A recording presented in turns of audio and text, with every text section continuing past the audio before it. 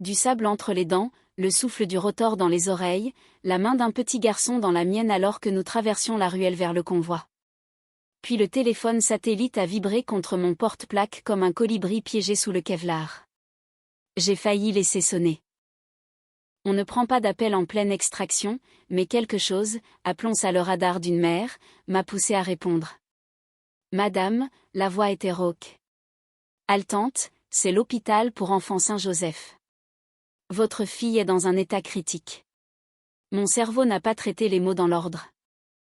Fille critique. Ma langue avait un goût de cuivre. Que s'est-il passé? Une pause. Du papier a bruissé quelque part derrière elle.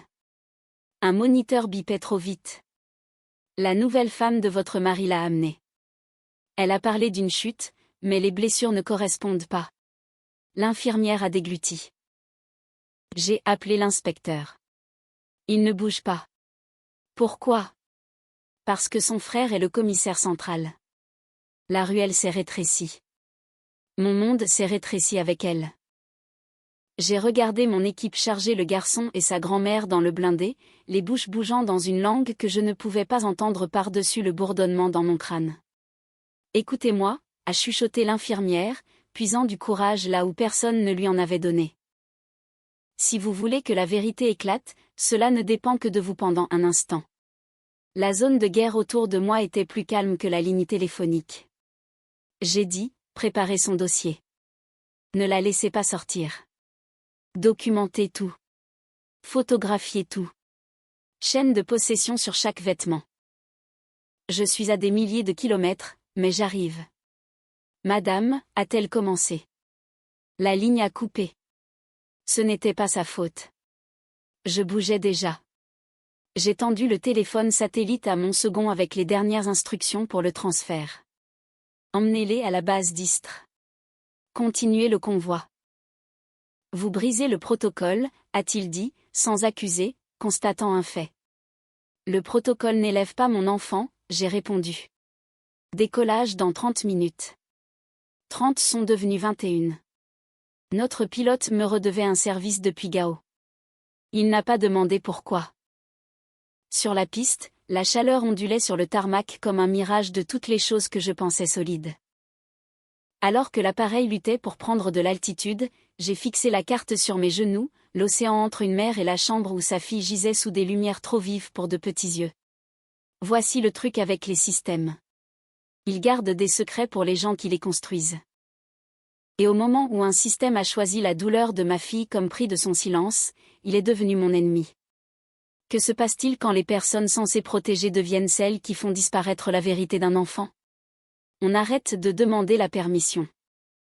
J'ai barré 3 noms sur une liste que je gardais depuis des années. L'inspecteur, le commissaire, la femme qui a amené ma petite avec une histoire qu'elle ne pouvait pas vendre à une infirmière dotée d'une conscience. Je ne rentrais pas pour hurler. Je rentrais pour actionner chaque levier qu'ils pensaient posséder. Et quand l'avion toucherait le sol, leur pouvoir commencerait à rétrécir devant les caméras, sur le papier, au tribunal, jusqu'à ce que la seule chose restant de leur protection soit un titre de presse sur la façon dont elle a échoué. L'air m'a frappé comme un mur quand la porte de l'avion s'est ouverte. Humide, lourd, mauvais. Pas l'air que vous voulez dans vos poumons quand vous savez que votre enfant le respire depuis un lit d'hôpital. Mes chaussures ont touché le goudron avant que les escaliers ne soient complètement verrouillés. Je n'avais pas de valise, pas de pause, pas de script pour les politesses, juste un sac à dos avec les documents dont j'aurais besoin pour dépouiller ces gens de leur pouvoir. Un SUV noir attendait. Le chauffeur ne parlait pas français, il n'en avait pas besoin. Il connaissait l'itinéraire. Hôpital Saint-Joseph, droit à travers les artères endormies de la ville. Les lampadaires étiraient mon reflet en quelque chose que je reconnaissais à peine. Cheveux aplatis par le casque, yeux qui n'avaient pas assez cligné pour pleurer. L'infirmière m'attendait dans le couloir des urgences. Pas de sourire, pas de bavardage, juste un lent hochement de tête avant de me conduire à l'intérieur. La chambre était trop blanche. La peau de ma fille était trop pâle. Les machines vrombissaient, bipaient, sifflaient, comme si son petit corps avait été transformé en un champ de bataille à part entière. Elle est stable pour le moment, a chuchoté l'infirmière. Mais vous devez voir ça. Elle a retiré la couverture. Mon souffle s'est bloqué. Des bleus sombres de forme qu'on ne se fait pas en tombant. De minuscules marques de doigts sur son poignet. Trop petites pour être les miennes. Trop cruelles pour appartenir à quelqu'un qui aurait dû l'aimer. J'ai touché ses cheveux doucement. Qui t'a fait ça, mon bébé? Ses paupières ont tremblé, mais elle ne s'est pas réveillée. L'infirmière a glissé un sac de preuves scellé sur le comptoir. À l'intérieur, les vêtements avec lesquels elle était arrivée, encore humides à des endroits auxquels je ne voulais pas penser. J'ai tout documenté. Photos, horodatage. J'ai aussi enregistré mon appel avec l'inspecteur. Vous l'avez enregistré? J'ai demandé, ma voix plus tranchante que je ne l'aurais voulu. Elle a hoché la tête. Quand il a dit de laisser tomber, j'ai su que vous auriez besoin de preuves. C'est alors que la porte s'est ouverte sans frapper. Elle est entrée comme si l'endroit lui appartenait. La femme que mon mari avait épousée alors que j'apprenais encore à respirer après les papiers du divorce. Son parfum m'a frappé en premier, puis sa voix, du sirop sur du poison. Tu es là, a-t-elle dit, presque souriante. Nous devrions parler avant que tu ne fasses quelque chose d'irréfléchi. Je me suis levée lentement, chaque fibre de mon être passant de mer à quelque chose qu'elle n'aurait pas voulu croiser. Non, j'ai dit en m'approchant. Nous allons parler après que j'aurai passé 3 appels. Le premier à un avocat, le second à un journaliste, et le troisième, j'ai jeté un coup d'œil vers l'infirmière qui a fait un léger signe de tête, à quelqu'un de plus haut placé que votre frère. Son sourire a vacillé. Tu ne sais pas ce que tu déclenches. J'ai regardé ma fille. Vous n'avez aucune idée de ce que je termine. Au moment où elle a quitté la chambre, son parfum avait déjà été effacé par l'odeur de l'antiseptique et de la rage. L'infirmière m'a tendu un morceau de papier. 3 numéros, 3 noms. Des alliés, a-t-elle dit. Vous en aurez besoin. Le premier numéro appartenait à un homme dont la voix pouvait avancer les dates de procès sans permission. Le second à un journaliste qui avait bâti sa carrière en dénonçant le genre de personne qui se croyait intouchable. Le troisième était le genre de numéro que l'on ne stocke jamais dans son téléphone. On le garde sur papier parce que certains noms ne peuvent pas vous être liés avant qu'il ne soit trop tard pour quiconque d'arrêter ce qui arrive. Je suis sortie dans le couloir et j'ai appelé le journaliste en premier. Qui la protège? J'ai demandé. Silence à l'autre bout, puis une lente expiration. J'attendais que quelqu'un de la famille parle, a-t-il dit. Ils ont gardé les mains propres pendant une décennie, mais j'ai des dossiers, des rapports de police scellés, des registres d'hôpitaux. Vous êtes la pièce manquante. Nous avons convenu de nous rencontrer avant l'aube. Quand je suis retournée dans la chambre de ma fille, elle dormait encore, mais sa main avait bougé juste assez pour que je voie le minuscule bracelet d'hôpital, son nom, sa date de naissance et le mot victime. C'était mal de le voir là. Elle n'était pas une victime. Plus maintenant. J'ai quitté l'hôpital juste avant 4 heures du matin. La ville dormait encore, mais pas moi. Mon taxi m'a déposé à une entrée latérale d'un parking. Pas de caméra, pas de gardien, juste une silhouette familière appuyée contre une voiture. Mon beau-père. Il était toujours en uniforme, ses médailles captant la faible lumière, son visage illisible. J'ai appris la nouvelle, a-t-il dit simplement. Et je ne suis pas là pour te calmer. Je suis là pour m'assurer que tu ne rates pas ta cible. Nous nous sommes assis dans la voiture. Il m'a tendu une pochette, mince mais lourde du poids de la vérité. À l'intérieur se trouvaient des photos, des déclarations sous serment, et quelque chose que je n'attendais pas, une attestation signée par l'un des propres officiers du commissaire. Pourquoi prendrait-il ce risque? J'ai demandé. Parce que mon beau-père a dit, en démarrant le moteur, même les murs les plus sales ont des fissures, et tu as un marteau. Nous avons roulé en silence, les rues défilant. Nous n'allions pas à la maison. Nous n'allions pas au commissariat. Nous allions directement au seul endroit que son frère ne pouvait pas toucher, le bâtiment fédéral de la préfecture. À l'aurore, ils auraient un dossier si épais que la seule façon de le fermer serait devant un tribunal. Le hall du bâtiment était vide, à l'exception d'un agent de sécurité qui nous a regardés comme si nous apportions une tempête avec nous. L'insigne et l'uniforme de mon beau-père nous ont permis de passer sans une seule question. Au 12e étage, une femme en costume sombre attendait déjà. Elle n'a pas donné son nom, juste un petit signe de tête vers une salle de conférence. À l'intérieur, les murs étaient tapissés d'armoires verrouillées. Elle a placé un enregistreur noir sur la table et a appuyé sur un bouton.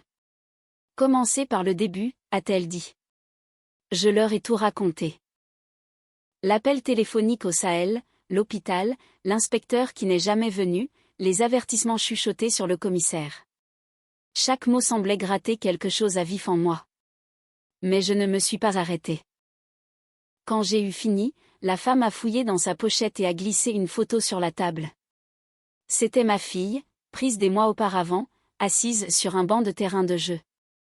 L'horodatage me disait exactement quand. J'étais à l'étranger. Elle aurait dû être à l'école. Elle était surveillée. La femme a dit doucement. C'est plus gros que vous ne le pensez. Nous construisons un dossier depuis des années, mais votre témoignage met un nom sur ce qu'ils ont fait. Cela lie la famille du commissaire à plusieurs affaires que nous ne pouvions pas ouvrir sans un témoin direct. Je me suis adossée, l'air lourd de quelque chose entre le soulagement et la fureur. Et maintenant ? Maintenant, a-t-elle dit, nous bougeons vite avant qu'ils ne sachent que vous avez parlé. Au moment où je suis partie, 3 équipes différentes avaient été assignées. Agents fédéraux, affaires internes et une unité de surveillance civile, tous convergeant vers une seule cible. Mon beau-père a marché à mes côtés jusqu'à la voiture. Il n'a pas parlé avant que nous soyons dans la rue. Ils vont paniquer, a-t-il dit. Et quand ils paniquent, ils font des erreurs. C'est là que nous poussons. Effectivement, la première fissure est apparue moins d'1 heure plus tard. Mon téléphone a vibré. Un message d'un numéro inconnu. Juste 2 mots. Appelle-moi. J'ai ignoré. Quelques minutes plus tard, un autre message est arrivé. Cette fois pour mon mari. Elle est partie. Elle a fait un sac et a disparu. J'ai fixé l'écran, sachant exactement où elle s'était enfuie. Sa famille pensait pouvoir former le cercle, la cacher, la garder à l'abri de ce qui arrivait. Mais ils avaient oublié quelque chose. On ne peut pas se cacher d'une vérité qui est déjà en marche. Et au coucher du soleil, la première arrestation le prouverait.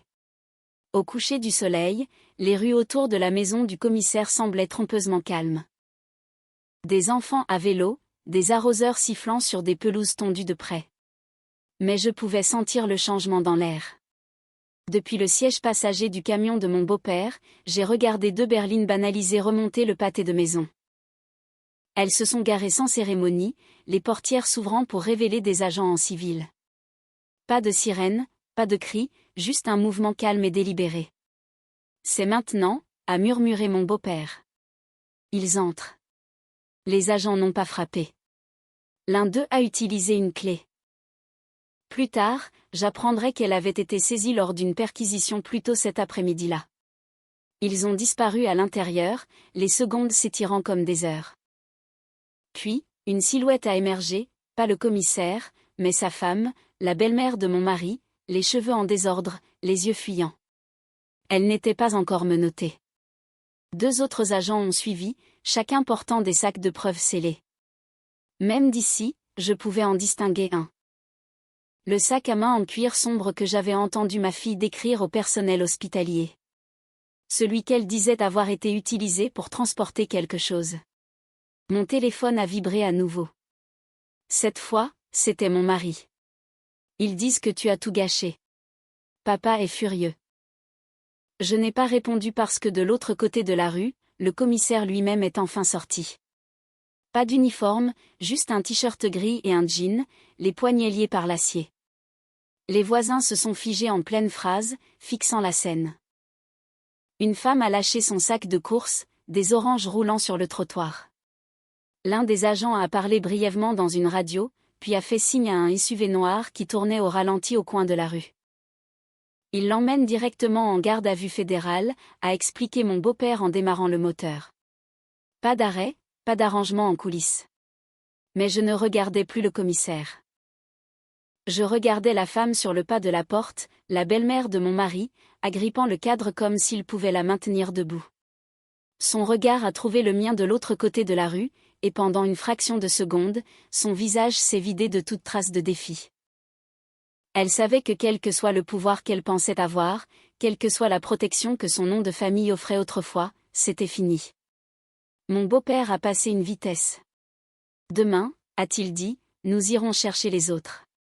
Chaque personne qui s'est tue pendant que ta fille souffrait. J'ai hoché la tête, mais mon esprit était déjà plus loin. Parce que je ne cherchais pas seulement la justice. Je cherchais le silence qui les avait protégés, et j'allais m'assurer que ce silence se termine en public. Au matin, la nouvelle avait explosé dans tous les grands médias. Un commissaire de police arrêté sur mandat fédéral. Des preuves liées à une enquête en cours sur la maltraitance d'enfants. Je n'avais pas besoin de lire les articles complets pour savoir que la famille de mon mari s'agitait. Les appels ont commencé avant l'aube. Certains numéros que je reconnaissais, d'autres non. J'ai laissé chacun d'eux tomber sur la messagerie vocale.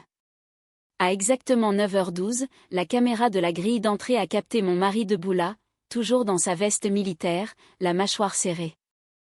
Il n'a pas sonné. Il a juste fixé l'objectif comme s'il pouvait le forcer à s'ouvrir. Je n'ai pas bougé. À la place, j'ai glissé l'enveloppe Kraft sur ma table de cuisine vers mon beau-père. À l'intérieur se trouvait tout ce que j'avais compilé pendant les nuits où je ne pouvais pas dormir. Des noms, des dates, des conversations enregistrées et des déclarations sous serment du personnel hospitalier. La preuve que la belle-mère de mon mari avait été présente et complice. La nuit où ma fille a été blessée. Il n'a pas parlé. Il n'en avait pas besoin. Il a juste pris l'enveloppe et est sorti par la porte arrière vers son camion. À midi, mon téléphone s'est éclairé à nouveau. Cette fois, c'était une notification de presse, une conférence de presse en direct. Mon beau-père se tenait au pupitre en grand uniforme, les journalistes se pressant, les caméras crépitant comme des tirs de mitrailleuse. Cette enquête ne s'arrêtera pas à une seule arrestation, a-t-il dit, la voix ferme, chaque syllabe délibérée. Aucun titre, aucun insigne. Aucun lien familial ne protégera ceux qui font du mal aux enfants ou ceux qui les protègent. La caméra a pivoté, captant mon mari au bord de la foule, le visage pâle, les lèvres pressées en une ligne fine. Pour la première fois, j'ai vu de l'incertitude dans ses yeux. La section des commentaires a explosé en temps réel. Enfin, quelqu'un fait quelque chose. Il était temps, le silence est brisé. Qui est la femme sur le pas de la porte ? Il ne le savait pas encore. Cette partie, la désignation publique, l'éclatement de chaque once de leur contrôle, cela arrivait. Et quand cela arriverait, ce ne serait pas seulement un titre. Ce serait le moment où la ville entière réaliserait que leur petit cercle intouchable venait d'être brisé en deux. Les 48 heures suivantes ont été un tourbillon de citations à comparaître, d'entretiens et de ce genre de silence qui ne vient qu'avant une tempête. Ma maison était sous surveillance discrète maintenant, pas pour ma sécurité, mais pour s'assurer que personne n'essaie de négocier hors micro. Le 3e matin, j'ai reçu l'appel que j'attendais. Madame, c'est le moment. Je n'ai pas posé de questions. J'ai juste mis la même robe noire unie que j'avais portée pour l'enterrement de ma mère, une robe qui signifiait les affaires, pas le deuil, et j'ai conduit jusqu'au palais de justice.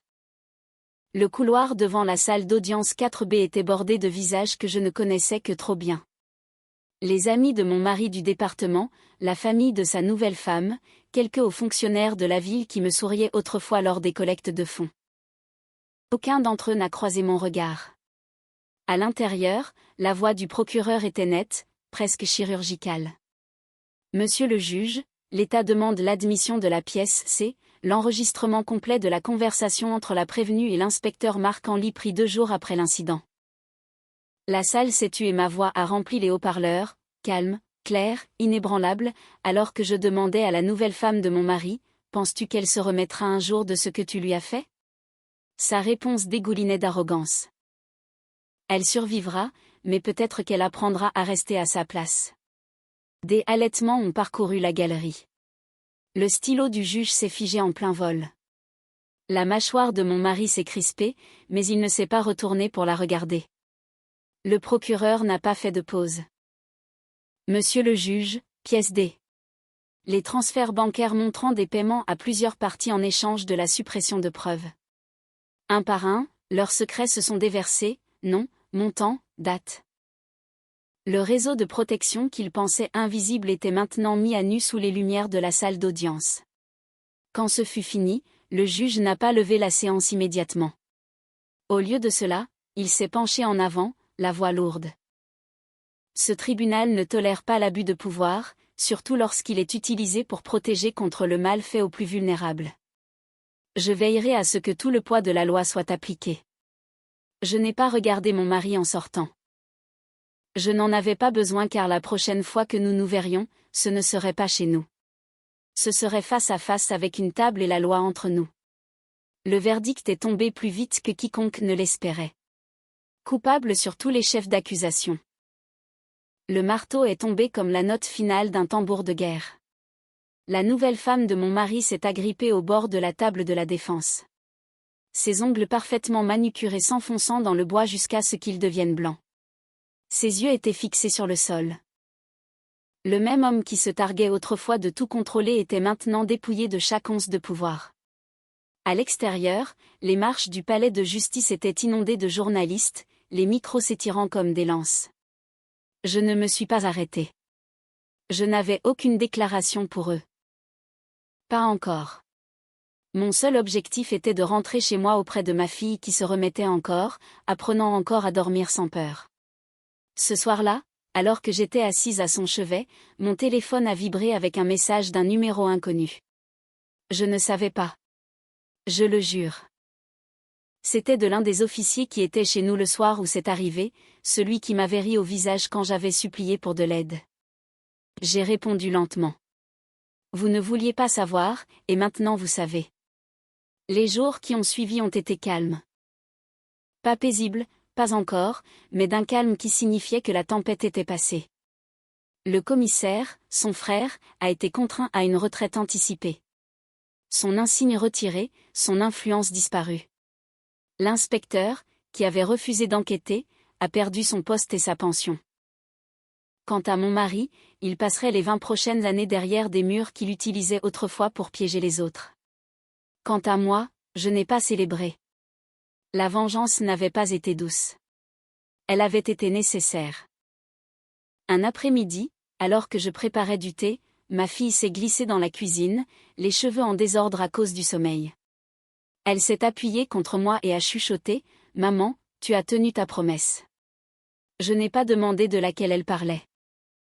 Je l'ai juste serrée plus fort car au final, il ne s'agissait pas de pouvoir ou de gagner ou de les faire tomber. Il s'agissait de s'assurer que chaque porte qu'ils utilisaient autrefois pour cacher leurs crimes soit verrouillée à jamais. Et pour la première fois depuis des mois, quand je l'ai regardé, je n'ai pas vu de peur. J'ai vu la liberté. Cette histoire nous rappelle avec une force incroyable que le courage d'une seule personne peut ébranler les fondations les plus corrompues de notre société. En France, comme ailleurs, nous aimons croire que nos institutions sont infaillibles, mais ce récit nous montre que ce sont les individus, avec leur intégrité et leur ténacité, qui font la véritable différence. La protagoniste, Claire, incarne cette force maternelle indomptable qui refuse de se laisser intimider par des titres ou des insignes de pouvoir. Son parcours, depuis le désert du Sahel jusqu'aux salles des audiences de Lyon, illustre parfaitement le combat entre le silence complice et la vérité libératrice. C'est une leçon sur la responsabilité civile et le refus de l'injustice, même quand celle-ci portait l'uniforme de la loi. Le rôle de l'infirmière et du beau-père montre aussi que personne n'est vraiment seul quand il décide de se lever pour ce qui est juste. La corruption peut sembler omniprésente, mais elle est intrinsèquement fragile face à des preuves irréfutables et à une volonté de faire. Ce dénouement n'est pas seulement une victoire personnelle pour Claire et Léa, c'est une victoire pour l'idée même de justice. Et vous, chers spectateurs, qu'auriez-vous fait à la place de cette mère si vous aviez découvert que tout un système travaillait contre votre propre famille ? Pensez-vous que le silence est parfois plus dangereux que le crime lui-même dans nos communautés actuelles ? Partagez vos réflexions et vos expériences en commentaire, cela nous aide à briser les tabous et à renforcer notre solidarité face à l'injustice.